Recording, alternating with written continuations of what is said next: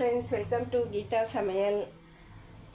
எனக்கு எல்லாருக்குமே உடம்பு சரியில்லை, ஒரே இருமல் சளி. ஒருத்தருக்கு வந்தது அப்படியே மாறி மாறி வந்துடுச்சு. கொஞ்சம் தான் வடிச்சிருக்கேன்.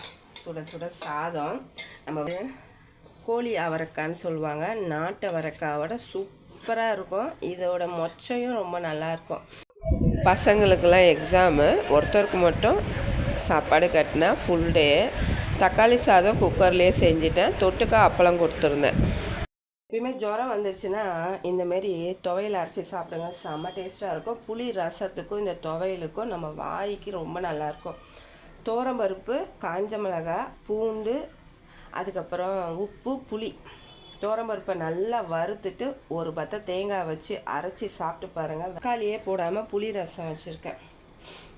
காலையில் பசங்களுக்கு ராகி சேமியா, அதுக்கப்புறம் கொஞ்சம் தயிர் இருக்குது.